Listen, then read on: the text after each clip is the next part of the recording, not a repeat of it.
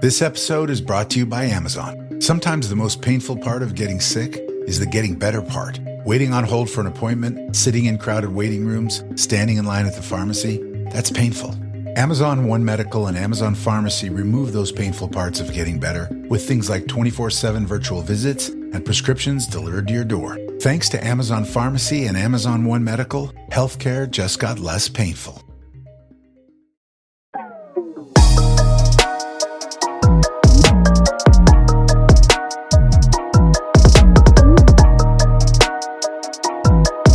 Welcome back to Mama Mystery. I am your host, Kelly. And I am your co-host, Daisy. I just didn't even give you a heads up. I was like, we're just going to flow. This is how we normally do it.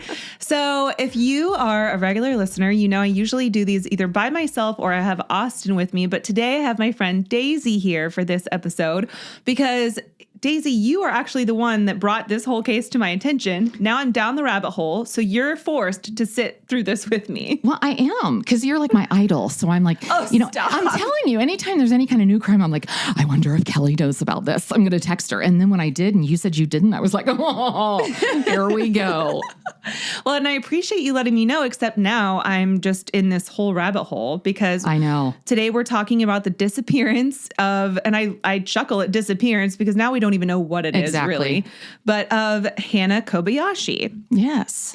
So, this is taken. And the subsequent death of her father. Oh my gosh. I can't. Right. I mean, that's when it got real serious. And if this ends up being where she just did this on her own, hey, maybe you should have thought this through. Yeah, not cool. Yeah. Right. So, and I'll admit, when I first started learning about it, and I posted this on TikTok because this has kind of gone viral on TikTok a little bit, or just social media in general, but I didn't have a good feeling at the beginning. And I thought, oh gosh, she probably got in with the wrong crowd. Oh, for sure. And disappeared. And then her dad died. And it was just like, what did he know? Did he know something? And then just the way it evolved has been crazy. Mm-hmm. So I'm going to talk today about the disappearance, like exactly when it started, which was November 8th of 2024, and then where it stands today. So we'll kind of go through the whole roller coaster. And if you aren't even aware of this case, I will fill you in and we'll talk about some of the theories too, because now I feel like gloves are off. At first I was like, let's not speculate. Yeah. Now I'm like, no, now things are getting weird. Right. So it started on November 8th of 2024. 30-year-old Hannah Kobayashi from Maui, Hawaii, vanished under mysterious circumstances during a trip to Los Angeles. So, of course, I've compiled everything there is to know about this case so far, and Daisy has some information too that she's going to offer. And if you want to keep up to date with this case, you can follow it on mamamystery.com. I've started kind of blogging some of the more popular true crime stories. And so if there are further updates, I'll update there as well. But Hannah is known for her creative and free-spirited personality. I don't know much about her childhood. I only know much about who she is kind of recently. But she was en route from Hawaii to New York City for a photography gig at a DJ's event. And there was a layover in LA. And these plane tickets were purchased by her ex-boyfriend before they broke up. So this man's name is it Amon or Amon? I would think it would be Amon, but I've heard it a couple different ways, so I don't know. Let me ask you real quick. Do you know, because this was something I was going to look up and I didn't, do you know if he is a U.S. citizen? I don't know anything about this Amon person. He hasn't even spoken out. Okay. And I think it's because he didn't want to be dragged in as a suspect or a person of interest or something. Because one of the theories that I'll talk about later, I would like to know whether he was a citizen or not, because kind of has to do with that. But I'll Google that. I'll do a Goog. Okay. I'll do a Goog. So you're going to regret this. I am a loose cannon sister. And I have never had one of these kind of microphones. I'm like Davy Jones on the Brady Bunch. Girl, look what you done to me. Do you know? No. I know, because you're 7 years old and I'm 107. I used to watch the Brady Bunch. Okay, well, if you used to watch the Brady Bunch, you would know the Davy Jones episode because he was an absolute dreamboat. Oh, no. Okay, well, I'll have to go back and watch. That'll be my homework. Yeah. Okay, so back to where we left left off. This is going to be a long episode. I'm telling you, never been on a podcast. I'm shooting my shot, sister. So the plane tickets were purchased by her ex-boyfriend, Aman. We'll say Aman for the source of, or for this episode. But anyway, they ended up breaking up, but they still both decided to go on the trip anyway, since the tickets were apparently non-refundable. And then they planned to just go their separate ways once they arrived in New York, except Hannah didn't make it that far. He, however, did. He made the connecting flight. He landed in New York. So here's what we know so far, and I'm going to go through the timeline just as we learned it. And so the things that did happen on November 12th, we'll talk about at the end. So it's kind of going to jump, but I'm just going to keep it chronological. Okay. So Hannah was looking forward to this trip to New York, where she was going to attend a concert and then take some pictures for her photography portfolio. So she takes a lot of pictures. They're on her Instagram. Originally, she was going to take this trip with her boyfriend. They had spent thousands on the flights, the hotel, the concert tickets. But then they broke up before the trip and decided to still go just separately. So even on the flight from Maui to LA, they did not sit by each other. And then when they landed in LA, she got off the flight by herself. Aman wasn't pictured in any of the footage that we've seen. However, he did make it on the flight to New York. And then there is a photo of her handwritten notes about this trip on a legal pad. And so the only sheet I've seen covers like the first few days, but at the top of the pad, it says NYC 11/9 through 11/16. And then she kind of hand wrote all of the plans that she had for each day. So November 9th, she planned to check into the hotel, arrive at 7:28 a.m. at JFK, settle in, ease into the Big Apple and the surrounding area. Then she wrote down some places to check out, like the Brooklyn Folk Festival from 12 to 10 p.m. in Brooklyn. Jeff Mills, who in parentheses, she wrote pioneer of techno, at the Knockdown Center at Honey Dijon, at the Brooklyn Storehouse. I don't know who any of these people are. I'm assuming they're bands. But her plans for the next day, she wrote AM, ? Open flow, go off of a vibe, and bucket list items. So again, we see that she's kind of like a spiritual, like maybe kind of hippie-ish, but like just go with the flow, go with the vibe. I feel like that just kind of sticks out to me. Like, I don't know. I just feel like it matters in the whole scheme of all of this. Was the name Alan on there anywhere? I did not see the name Alan on page 1, which is why I said I only saw page 1, because I've heard that there are other pages about these plans, and a lot of them have to do with this Alan person. Right. But I have not seen those. But apparently I haven't either. I'm going to look it up too, because I've heard them talk about the fact that there's something on there about photos with Alan. Yes. Yes. Mm-hmm. And I have too, but they weren't anywhere on the first page, the one that's been circulating the most, I think. Right. So anyway, her plans for the next day were to go to Pat Thomas and Ebo Taylor at Webster Hall at 7 p.m., 11:11. She wanted to spend time with her auntie Jordan, and then open flow based off our vibes, she wrote in parentheses. And then she also wrote bucket list dreams become a reality. 11/12, November 12th, she wrote PM Tide Show, which I think is the show that she was going to go take pictures at. Right. At the Brooklyn Steel for 7 p.m. And then she wrote that she wanted to reach out to see if she could get some kind of pass. And then 11/13 is the last day that's on this page, and it's surrounded in a heart, and it says gig day, JW Francis photography gig at 7 p.m. Beyond that, so like the trip was supposed to go until the 16th, but I just don't have any information for those days. But there were no plans written on there for California, right? Mm-mm. For LA. Okay. No. So Hannah seemed to have plans in place that she was very excited about. So that just added to the mystery of where she is now, and if she voluntarily chose to not complete her trip to NYC. But obviously there's more on that to come. So now that we know what her plans were according to those who knew her, here is what actually happened. On Friday, November 8th, Hannah flew from Maui to LA with a connecting flight to New York City. She was traveling on the same itinerary as her ex-boyfriend, and they successfully landed and were going to board the plane for New York by 11 p.m. Cameras at LAX captured Hannah leaving the plane wearing a black hooded sweatshirt, a colorful tie-dyed legging outfit, but she never made it to her connecting flight to New York, and she also got off the plane without a bag, no carry-on. Mm-hmm.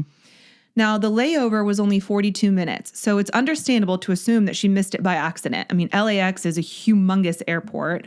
However, in other camera footage, she is seen carrying or rolling a carry-on bag. And so from what I've heard or seen, read, whatever, she had the bag sent back to her from New York to LA. So she went to the baggage claim or baggage office there in LAX and asked them to get the bag back to her instead. Which is interesting because that just tells me that maybe she didn't plan on going to New York then. Because if she was going to get a connecting flight, then I'll just meet my bag when it gets there. But but then again, maybe she needed some things out of that bag and was like, I just need to take it with me. Well, and I used to work for the airlines. I've had 150 jobs in my lifetime. But if she was on the manifest for that connecting flight, they're not just going to take off without her. I mean, yes, they do leave people, but usually when you've left people, it's because you know that whole connecting flight is not getting in at the same time. It's been delayed. You've made the decision to go ahead and push off without them. But you've been on planes before, I'm sure, where it's like they'll be calling you here in the airport. They're calling for that missing person, that many times or whatever. It's not like they're just like, okay, whoever's here is not here, gonna go. I mean, yes, that happens. But if it's somebody with no explanation and they're still on the manifest and they have checked in, which she had because you check in at the very first for your connecting flight as well. If she's checked into that, they're going to look into the situation on why she's not going on. And her boyfriend would hear it too, because her ex-boyfriend, if he's sitting on the aircraft, those things are happening. I don't know if I know that because I worked there or because I've just, noticed, but I mean, anybody can tell that they're waiting for one person. They're waiting for those people and they're going to make sure that they're not running to come find their seat. And he would know that she was not on it. Yeah. So, what's funny? I've missed 2 flights in my lifetime. One of them was because of Austin, and we'll just leave it at that. And the other, astonishing, really. And the other was because my connecting flight was in a city in a different time zone. And so when I landed, I didn't change the time on my watch and I didn't realize there was a time change. And so I missed my connecting flight, but I'd never heard them call my name. Yeah. Not to say they didn't. I just was not aware. I might have had AirPods in or something. Yeah. But anyway, that being said, I also have experience with standby flights because what ends up happening over the course of the next couple days with Hannah, that's where I also have a lot of questions. You don't leave the airport. You don't leave the airport. You're waiting. Yeah. Yes. So none of this really makes a lot of sense. So anyway, we left off with her carrying that roll-on bag, and the bag appeared to have a tag on it, like it had been checked at some point. But like I said, she was not disembarking with that bag. So it's safe to assume she did ask them to return it to her at LAX. I just think it's kind of weird, but Saturday, November 9th would have been the following day. And at this point, Hannah is now on standby, hoping to catch a seat on another flight to New York. And if you've ever been on standby, here is how it works. Well, I'll let you, since you've worked in airports, you can talk about standby. Well, you know what, though? Let me go back because I was just thinking about it. If she wasn't going on, that's another thing. If she checked that bag, a bag can't fly on an aircraft without the person. So if she had checked her bags all the way through, they're going to take those bags off of the flight that she came in from Maui. They're going to put those on your flight, that same, and they're going to go with you.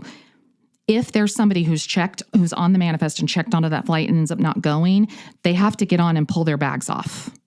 So they would have had to pull her bag anyway if she had checked that. Yeah. I mean, I'm not saying that they couldn't miss it or something, but that is the rule. You have to get it off because you can't, because that would be a way to, That's dangerous. Yeah. You can't. So if she has checked bags and she doesn't show up on the flight, they have to get her bag off. That's interesting. So I didn't realize that, but it makes sense because there's always that amount of time when you're sitting in there and they're like checking everything and it seems like forever before you actually roll off. And maybe that's kind of what they're doing. Right. But yeah, that's another reason why they want to find the people because they don't want to have to tell Ramp they got to pull the bags, know? Yeah. So that's interesting. I didn't know that they did that. Thought about that. Because 42 minutes is not a long time. Right. And so when I also think about like, just the time crunch and trying to figure out where she is and then also trying to go in and find her bag. Like, right. How do these flights ever leave on time? Yeah, I know. But they know it's quick. They know that that's where they're coming from. There was probably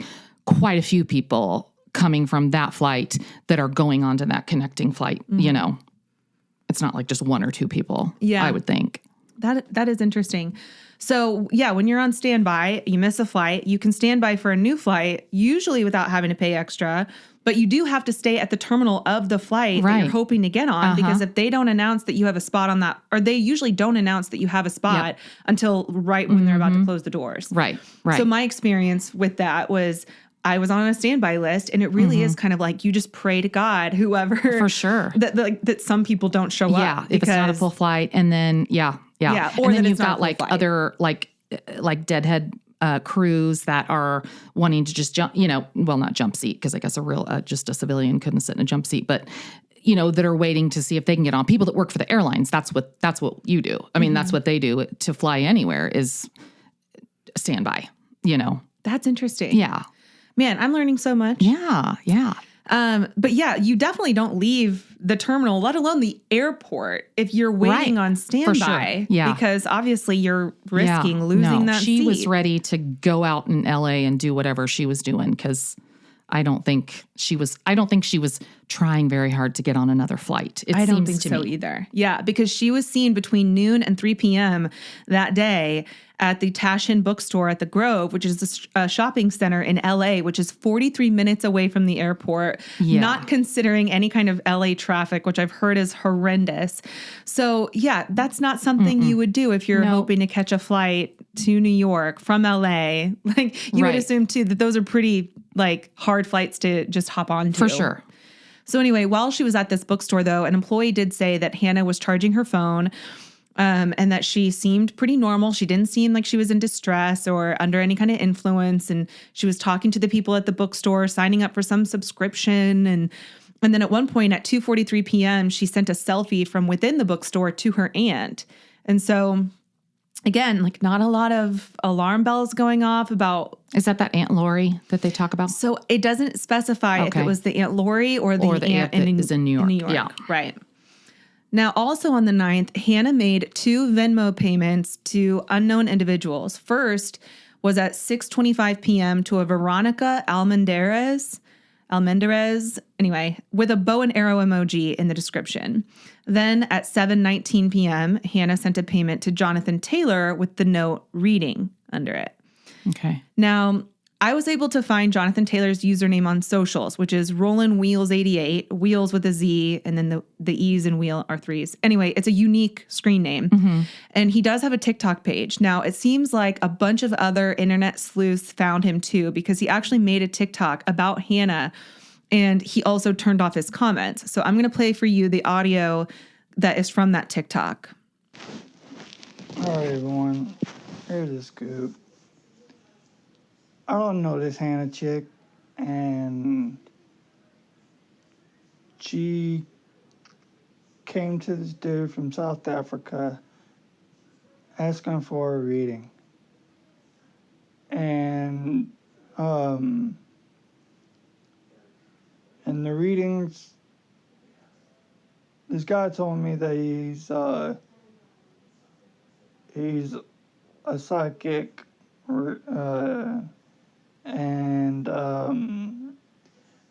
and she came to him. The only connection is between me and her. I gave my Venmo to this guy, and he gave it to him to send for payment. That's it. So if you would please stop asking me where she is, and also stop asking me all these questions. It's really getting ridiculous. Someone posted that y'all are gonna mess this case up. You're absolutely right, it will. So please, stop. Thanks for clearing that up.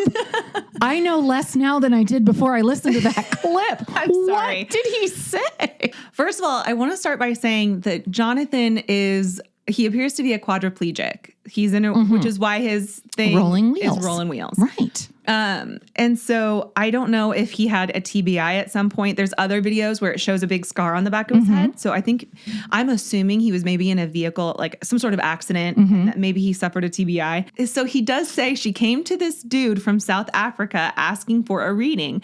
This guy told me he's a psychic and she came to him. Only connection is I gave my Venmo to this guy and he gave it to her for payment. That's it. So here's my speculation, because I've thought about this and I'm like, okay, this doesn't make any sense. But then I thought, well, if there was a guy from South Africa doing readings, but he didn't have a Venmo account and Hannah didn't have cash, then maybe Jonathan had cash and was able to pay the psychic the cash if she gave Jonathan the Venmo. So like a little So where were they?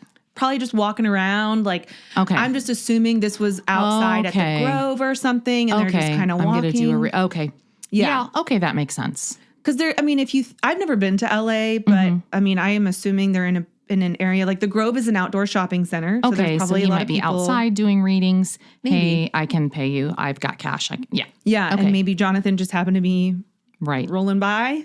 But anyway, regardless, after the reading and Venmo transactions, she went back to LAX and appeared to continue waiting on a standby flight. And then it also appears that she stayed the night at LAX. So she did end up going back to the airport. I just don't know why. But Sunday, November 10th, this whole thing started on Friday. So this is over the course of the weekend. Sunday, November 10th. The next day, Hannah went back to the Grove Shopping Center again. She attended the LeBron 22 trial event at the Nike store in the Grove. And then she posted a photo from the event on Instagram. And this picture is her most recent post on Instagram. And the caption is the eye that's in a speech bubble. And I had never seen this emoji. And listen, I'm like, spiraling a little bit on this detail. Like it might have absolutely nothing to do with anything, but we're just going to talk about it. So this eye in a speech bubble is part of the I Am a Witness anti-bullying campaign. And it's an emoji that's it's meant to encourage awareness and action to call out bullying. Not saying that's why she used it, but it's just interesting nonetheless. And then also attached to the post was the song A Change Is Gonna Come by Sam Cooke. I don't know if that means anything, but given the circumstances, we kind of have to wonder. Now, later that day, she was seen in a YouTube video taken at the event. And in this video, a man was just vlogging and Hannah happened to walk in front of his camera. And she can be seen wearing the same black hoodie and black headphones as she did 2 days prior at LAX. So with that information, I'm like, okay, is she even sleeping? She isn't probably showering. No. Like, I think about her mental state at this point, So Monday, November 11th, on this day, we don't know much about the first part of the day, but we do know that evening, Hannah sent a text to her aunt in New York saying, "Hi, loves, I just finished a very intense spiritual awakening. I'm charging my phone and heading back to the airport to get to NYC. I might need some help getting there. It's a long story. I'll keep you posted. I think I still have my hotel room." I think she's referring to her hotel in NYC since she did not have a hotel in LA. Okay, because when I read, that makes sense. Because I read that and I thought she meant, I think I still have my hotel room in LA, so that she had gotten a hotel room there and then, I thought that too. Okay, yeah, that makes sense. And then she also apologizes for the craziness and says that she was, quote, intercepted. And then Hannah also texted her mother explaining that she had not yet reached New York. Then she sent alarming texts to a friend claiming, quote, "Deep hackers wiped my identity, stole all of my funds, and have had me on a mindfuck since Friday. I got tricked pretty much into giving away all my funds for someone that I thought I loved." So at the time, we're all just like, what? What is going on? And as we're receiving this information, not knowing the things that come later, it's kind of confusing. But now it eventually all does make a little more sense. Well, if you're a mom or sister, though, and you get a text like that from your daughter or sister, I'm calling immediately. I'm like, absolutely not. I don't know what this means. Answer the phone right now. I'm calling over and over and over. I would think that there would be some kind of text that would be like, I can't answer right now. You know what I mean? There's no explanation. So to me, that means they didn't call. I'm not going to accept that. Yeah. Would you? No, I would be calling too. And no, I don't even know what that means. Right. They might have tried calling and she just wasn't answering. Just wasn't answering and not even answering back. But yeah, then I would feel like if I called and they didn't say, hey, the reason is I'm on this and I can't hear you, or there's, I can't pick up, but I don't, yeah. It's weird. Of course, I mean, I guess they are that's probably one of the reasons why they're worried. But yeah, I'm not just going to take text like that and not understand it. Yeah, and then just be like, well, I don't get it, but I'm going to move on. Okay, that was weird. No. Yeah. So additional messages to friends and family described her fear and referenced a spiritual awakening and guidance to the redwoods, which worried her loved ones as uncharacteristic behavior. And she says, I can't go to the police. And then the person that she's texting says, explain it to me so I can try to be of help to you. And then in another thread, and I'm not sure who this conversation is with because all it shows is the screenshot and all you see at the top is, of course, Hannah's name. But it shows her saying, I have stuff of value there. And the friend says, you can go to the police, to the DMV. There are resources. And then Hannah says, I just need to rest and I'll think better. And then whoever she's texting says, yeah, I'm really confused. Hannah responds, but it's very complicated. The texter says, did you get catfished? Hannah says, Matrix underworld shit, girl. This is way beyond me. Texter says, did you get catfished by some dude you were talking to on the internet? Hannah says, no, we met. I can't explain all of it. Just please be open with this, please. Texter says, if you can't explain it, then question marks. And then the screenshot cuts off. So I don't know what's said after that, if anything. Now, friends of hers, including Ariana Ursua, noted that the tone of the messages were unusual for Hannah, who typically used vibrant emojis and a specific writing style. And then in another screenshot of a conversation with Hannah, she tells her friend, quote, I might go to a homeless shelter. And this person says, you should go back to Maui. Hannah says, I literally can't, love, which is in tone with her typical style. Right. And the texter says, you shouldn't be spending money to continue traveling. You have a home and you need to get back to it. Yes, you can. Where's your ID? Hannah says, I have it and my passport. Texter says, go buy a plane ticket to Maui. Hannah says, it's a really long story, hun. And then the texter says, I can't help if I don't know what's going on. If you have an ID, you can buy a ticket. Go to the counter at Hawaiian Airlines. And then there's an unanswered voice call immediately after that last message. And I'm almost certain that the call actually came from Hannah. And I only say that because it appears that it's done through Facebook Messenger. And if you make a phone call, it'll say like phone call attempted or something like that. But if you receive a phone call and miss it, it'll say there's an unanswered voice call. And so at the bottom of that screenshot, it says unanswered voice call. Okay. But it just doesn't say who it's from. I'm assuming it's from Hannah because it says unanswered voice call. But that might just be me assuming. So I don't know. But I do want to note that Hannah's sister Sydney has said that these texts don't seem like they're coming from Hannah, especially when Hannah says hun, because she's more likely to use words like loves or babes when she's talking to someone that she loves, but never hun. Yeah. So that struck Sydney as odd. Also, in another text, she told someone that she had a little money left and, quote, I want to just get a bus or whatever straight to the Redwoods. Gonna look for work, but I haven't slept well for days. Please keep this to yourself for now and be discreet. I'm at LAX. But the Redwoods, we know, are north. Yeah, not anywhere South. near. Yeah. I mean, I'm no doctor, but I'm, I don't. I'm pretty sure they're not in that direction that she ended up. So now we're still on Monday the 11th. She's been in LA since Friday. At 4 p.m. that day, Hannah's phone pinged for the last time at LAX before it did go dark. And at 5 p.m., Hannah was seen on cameras talking to a ticketing agent at LAX. So you would assume by that footage that she's still trying to get a flight to New York or maybe back to Maui or something. When she was seen talking to a ticketing agent, did she have her bag then? I believe so. Okay. Now, hours later, just after 9 p.m., Hannah was seen boarding the LAX Metro C line at Aviation Century Station, which is the metro station located right outside of the airport.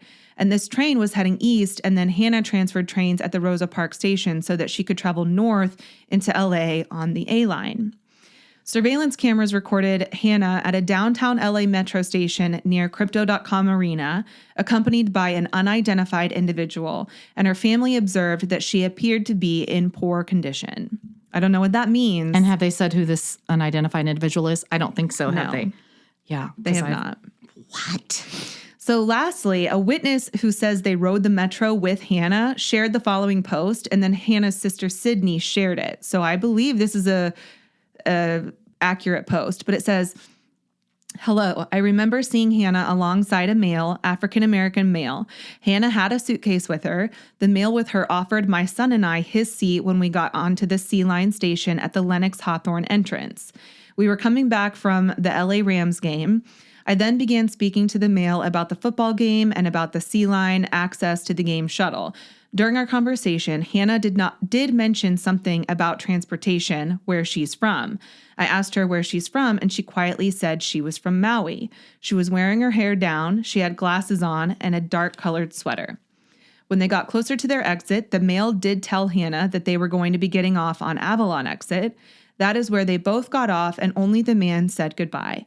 He also told me, thank you for the information about transportation history we discussed, and I just said, no problem, make sure you look it up. I had shared that the first person that was ever fatally struck by the metro when it first opened was the mother to my aunt's husband.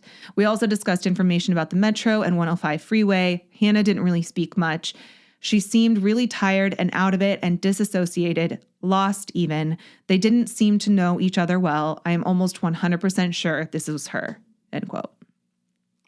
So once we found that out, then we kind of started assuming that whoever this person is that was with her might be taking advantage of her. Right. They could have given her something that made her appear out of it. But at the same time, if she's been sleeping in an airport since Friday and hasn't bathed, I would expect her to be in poor condition too. She hasn't been sleeping. So I don't know. I mean, all you can really do is assume. Right. So the last time Hannah was spotted on surveillance that we know of, not including what the police might be protecting during their investigation, was at 10:03 p.m. on Monday the 11th. She was seen about 11 miles northeast of the airport in downtown LA in the vicinity of the Pico metro station. After Hannah's phone stopped working, died, whatever the case may be, her family became very concerned, naturally. Her dad, Ryan, flew to LA to assist in the search for Hannah.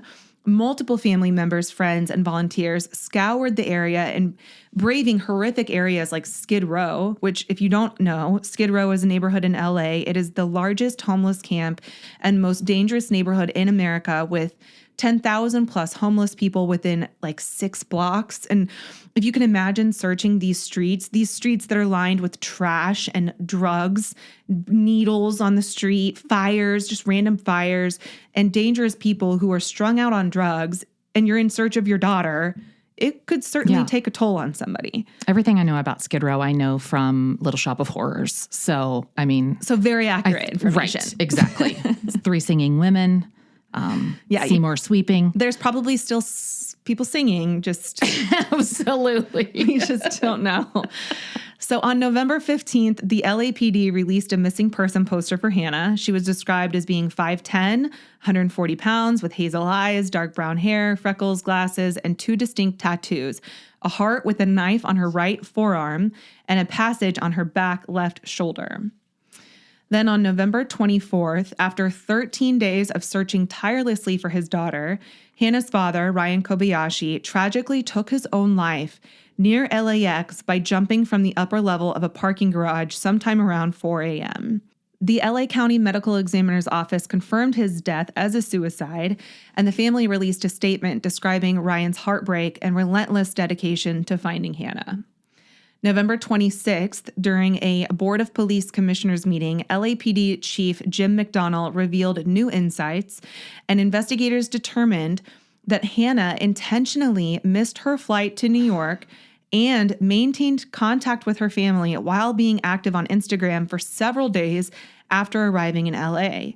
On November 30th, Hannah's family made the following post to Facebook. It says, quote, "We are doing everything in our power to locate Hannah. Based on information, surveillance footage reviewed, and information shared with us, these are the facts known to my mother and I. It does not appear that Hannah intentionally missed her flight. My mother and I were unaware about the alleged findings presented at the Los Angeles Police Commission meeting until multiple videos of the meeting were sent to us by multiple citizens. These alleged findings have yet to be relayed to my mother and I directly from the chief of the Los Angeles Police Department or any detective involved in Hannah's case. My mother and I would later learn that the police commission is a 5-member committee made up of 5 civilians, not law enforcement, who are not directly involved in Hannah's missing persons case. Specific facts contained in that report were inaccurate, such as Hannah's age. Hannah is 30, not 23. Also, Hannah was reported missing to law enforcement on November 11th, not November 13th, as stated by the chief of LAPD. The lack of communication surrounding some important details has left us feeling excluded from potentially crucial developments. However, we do remain hopeful and optimistic that the LAPD is doing everything in their power to assist us in locating Hannah. We are devastated by Hannah's disappearance and now my father Ryan's passing. It is completely out of character for Hannah to simply disappear without a trace.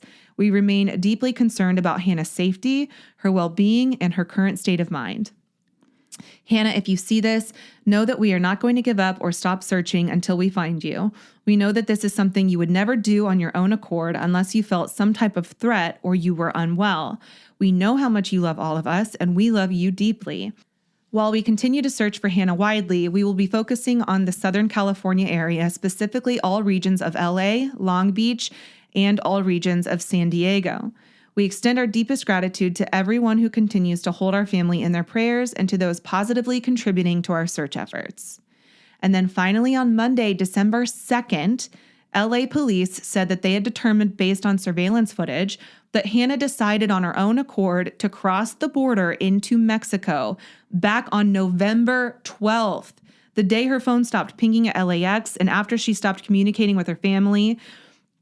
Police Chief Jim McDonald said that Hannah was alone with her luggage and appeared unharmed when she went to Mexico and that there was no evidence that she was being trafficked or is the victim of foul play.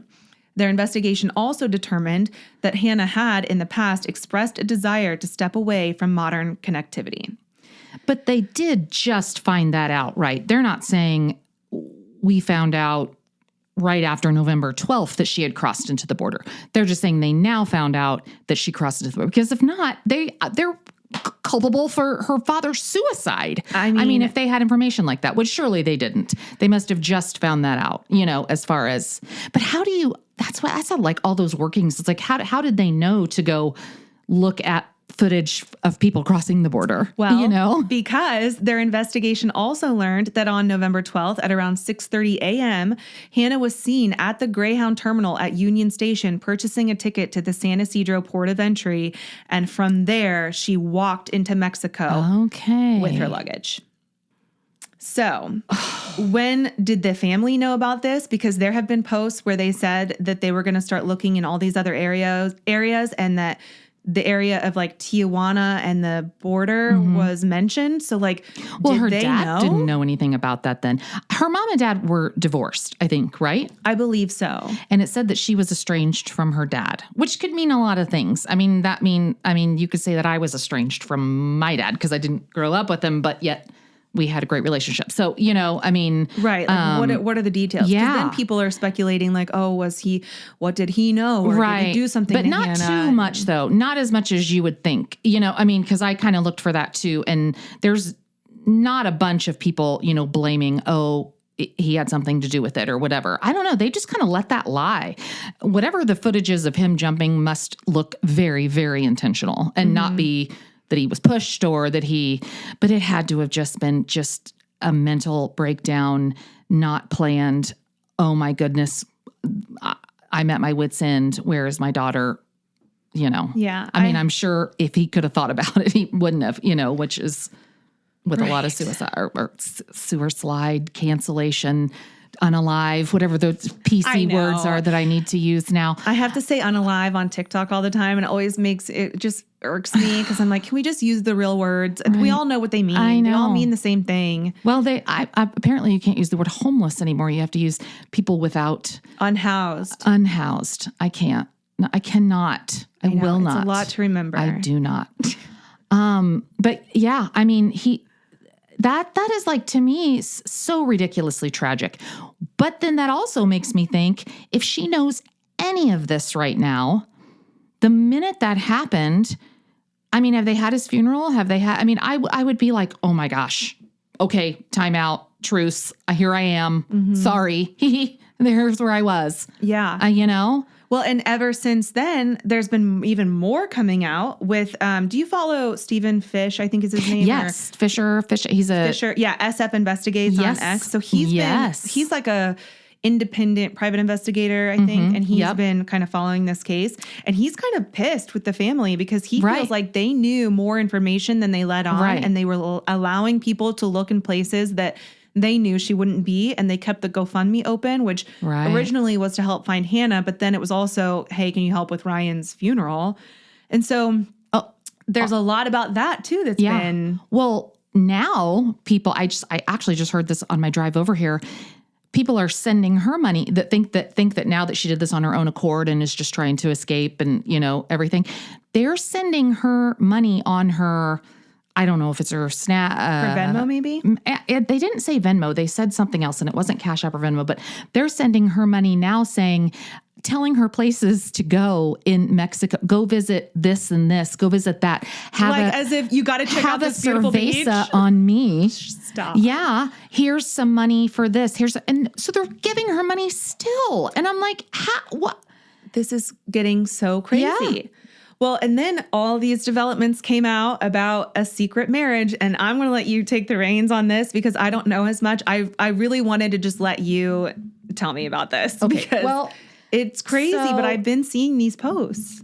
Right. So originally I looked into the Twin Flames thing, cult, whatever, found really nothing on that. She followed some Twin Flames type accounts or whatever, cult type accounts, but nothing like that was substantiated. But everybody is saying now, or not everybody, but there's rumors now that she and the ex-boyfriend were to get like in cahoots on a green card marriage scam type thing, where that's why I asked you about the name Alan, because she was supposed to marry this Alan for his green card. And then Alan had a girlfriend, Mariana, who was also on the flight that perhaps the ex was supposed to marry. And all four of them were on that first flight. Now, I don't know if Alan and Mariana, I would need to look at that, if Alan and Mariana went on to New York. But so as if that they were in some kind of scam getting green cards for, you know what I mean? Green card marriages type things. A lot of people are talking about it. And there's not really like a lot you can do if that is the case. Like if you can point out that it's a scam, it's really hard to prosecute that apparently because it happens very often. And it's not really an uncommon thing. And it's probably something hard to prove too. Well, but that would also be a reason why she had said to her friend, which even though her sister said it didn't sound like her because she said love or hun, but when she said, I can't go to police. I mean, you obviously can't go to police if you're involved in a, green card marriage scam kind of thing. But there's reports that her parents knew about it, that her mom, before she, whenever they first started looking at it, they said that Hannah's family had known the entire time about the green card marriage scheme and about her plans to get out of LA, which explains why they were so adamant about not hiring a PI, because the PI would have found her before she left the country. Her mom supposedly found documents documenting fake marriages, green card, kind of things. And, I mean. That's crazy. Because it makes sense, though. Right. And that person I was just talking about, SF Investigates, Steve Fisher, he's been following this case very closely. He made a post, and I'm going to read it to you. It says, Hannah Kobayashi is married, as is her ex-boyfriend. Here's why I'm disclosing this information. Hannah's family and now legal counsel, because they've obtained a lawyer, has repeatedly criticized the LAPD, claiming they are dissatisfied with the investigation into her situation. Time and time again, they have spoken about an African-American man who was allegedly controlling and drugging Hannah, clearly implying that he was involved. However, as of November 16th, the family is fully aware that both Hannah and her ex-boyfriend are involved in green card marriages for profit. They even suspected that the ex-boyfriend is responsible for scamming Hannah out of her money and contributing to her behavior. Despite this, the family, specifically her sister, aunt, and father, continued to publicly emphasize how cooperative the ex-boyfriend has been and create fear of an African-American male seen with Hannah, which they wouldn't provide proof of this surveillance image. It is likely that the LAPD is already aware of this green card scheme and has determined that it is not a priority.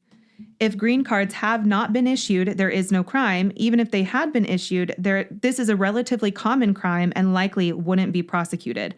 The real issue is that the family has misrepresented the situation while utilizing public resources, private donations, and public pleas for help. They have not been honest about the circumstances, even though they have been aware of them all along. I have repeatedly stated that this should be handled privately with the involvement of an investigator and a medical professional to evaluate Hannah. Instead, today they announced that they are seeking additional funds to expand the investigation and search into Mexico. This is unnecessary and deceptive. They need to stop blaming the LAPD for supposedly failing in their duties, stop asking for public donations and resources, and stop misrepresenting this as a public crisis. I reluctantly felt compelled to release this information due to their continued public pleas for donations, even though I did not want to do so. I hope that no further details will need to be shared. Those with insider knowledge are aware of where Hannah likely is. I hope the U.S. consulate will check on her welfare, after which this case should be closed. So as far as her mom knowing anything about it, this says a Los Angeles Magazine report published Wednesday said that Hannah may have been involved in a green card marriage as part of an immigration scam for money prior to disappearing. The report said Kobayashi may have been scammed out of proceeds in the purported scheme involving her marrying an Argentinian man. The source said that the possible scam was discovered by Kobayashi's mother, who found immigration documents in her daughter's Hawaii home that listed an immigration attorney. Interesting.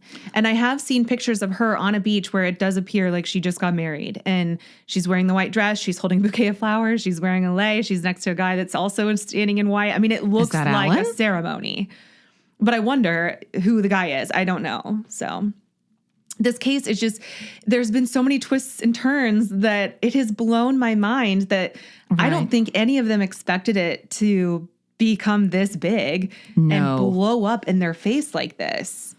But it certainly has. Right. I feel like they need to talk to the ex-boyfriend. I mean, especially if he was involved, if it does end up being some kind of green card scam, somebody needs to talk to him. Yeah. Yeah. And I mean, it sounds like they have an idea of where she probably is. And I can't imagine that she's going to stay gone for that long, like forever. She's got to at some point reconnect with her family. Yeah. Well, I also heard that her family has not seen the footage of her walking into Mexico. Like the police have not released that, which, like I said, to me, there's so many things in cases where I'm like, I don't know how that family didn't jump over the desk of whoever they're talking to there at the police station and be like, no, I want to see it right now. I want to, so they haven't even imagined knowing that if they really do think she's, gone and they're worried and there is actual footage of her walking over on her own accord over into Mexico and you don't even get to see it. You just have to believe that it's there. I want to see it. I want to go, yes, that's my daughter. Mm-hmm. Yes, that's my sister. Yeah. And yes, she looks okay. Or yes, she looks like she's struggling. Yeah. Like this is not a know her the sane best person. Yes. Right. Yeah. Yeah. And you would think for sure that the police would at least let them view it. Maybe if they didn't get to keep it and take Does it with this them, look like her? Yeah. I mean, how are the police the ones that are like, yeah, we know for sure that's her. Right. Who better than to know than her family? Right. And I'm sure they tracked her and did all the things, but you don't know her personal, her mannerisms and the way that she carries herself. Exactly. And if she looks well or not. Right. I don't know. I wonder how this case will evolve. I hope she comes back, but I don't know. I mean, how can you be that disconnected from the world? Like your own family is one thing, but also the world is kind of talking about this. Yes. And then people are saying, well, she doesn't have her phone. Oh, okay. Well, there's lots of other media sources besides your phone. Yeah. And you would think at some point someone's going to run into her and be like, hey, do you know this is going on?